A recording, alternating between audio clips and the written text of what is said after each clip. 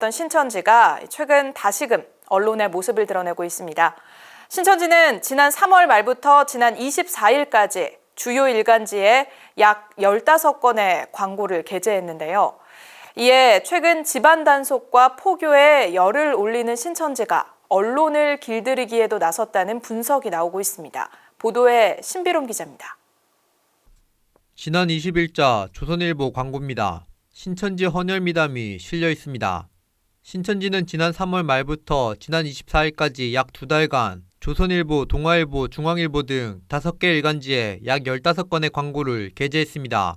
주요 일간지 전면 광고료는 못해도 수천만 원이 넘습니다. 조선일보 홈페이지에 올라온 광고 단가 규정에 따르면 이번 스프레드 광고는 약 1억 7천만 원입니다. 그러나 대략 추정만 할 뿐 정확한 홍보비는 알 수 없었습니다. 차원에서도 아마 말씀은 안 해주실 것 같긴 한데, 왜냐면 저희들 내부에서도 그건 공개를 하지 않는 부분이라서, 그러니까 저희가 뭐 예산을 미리 한 부분보다는 필요할 때마다 저희가 하는 부분이라서. 신천지가 이미지 세탁에 힘을 쏟고 있지만 큰 도움이 안 될 것이라는 분석도 나옵니다. 이게 코로나가 우리 사회의 변화를 너무 많이 일으켰기 때문에 쉽게 잊혀지지 않는 상황에서 코로나 하면은 제일 처음에 신천지 이게 떠오를 수밖에 없는 상황이잖아요. 그러니까 이 상황에서 신천지가 그런 광고를 통해서 이미지를 세탁한다는 건 사실상 거의 불가능하고, 결국 광고를 통해 깊어지는 건 신천지와 언론사의 유대감뿐이라는 분석입니다.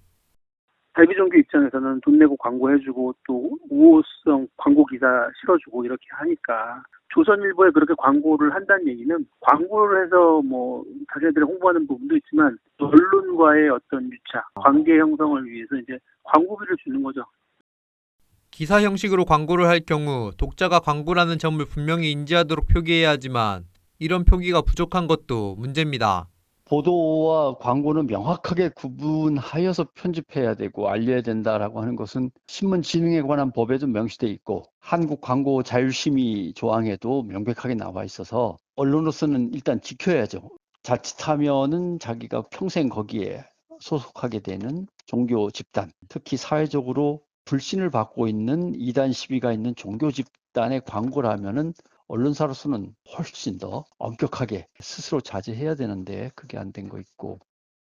한편 이만희 씨가 대표인 하늘문화세계평화광복은 지난 25일 제9주년 기념 행사를 열었습니다. 평화나무 뉴스 신비롬입니다.